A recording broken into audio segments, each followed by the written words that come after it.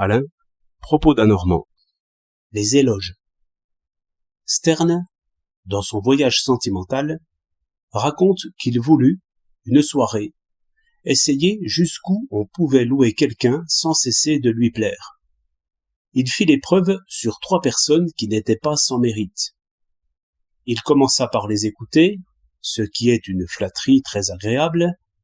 Ensuite, il en redemanda. Et enfin, il les reconnut supérieurs comme il voulait l'être, sans restriction, disant par exemple aux diplomates « J'ai entendu souvent parler de politique extérieure, mais je ne soupçonnais même pas cette solidité de doctrine, cette profondeur de vue, cette connaissance des hommes que vous venez de me montrer. » Naturellement, ces éloges furent savourés. Il essaya de les forcer, mais plus il exagérait, plus l'autre y trouvait de plaisir.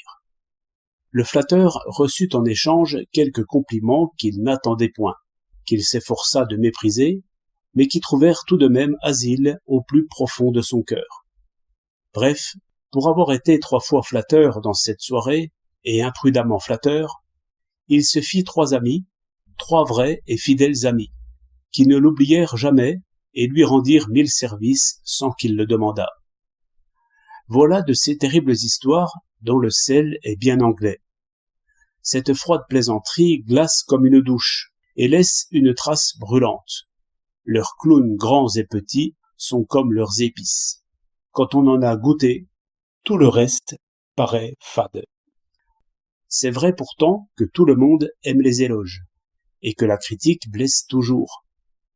On dit bien qu'il y a un art de louer. C'est vrai, mais il tient en cette règle simple. Louer toujours, sans restriction. Vous pouvez toujours dire à une petite femme « Vous n'êtes pas petite », car sans doute elle sait bien qu'elle est petite. Mais cette pensée lui est désagréable. Nous ressemblons tous à ce prodigue qui sait bien qu'il est ruiné et qui ne veut pas faire de compte, afin de l'ignorer.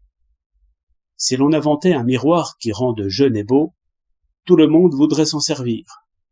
Il n'y a qu'une chose qu'on veuille avoir réellement, et non pas seulement en apparence. C'est un bon jugement. Seulement, chacun croit qu'il a le jugement bon. Au reste, vous trouverez ici et là quelques sombres philosophes qui n'aiment pas les éloges. Mais qu'est-ce que cela prouve? Qu'ils n'aiment pas les critiques, et que, tout compte fait, il préfère ignorer l'opinion qu'on a de lui. Il aime mieux se passer d'un plaisir que s'exposer à une douleur. On peut être sobre par gourmandise. 15 novembre 1907.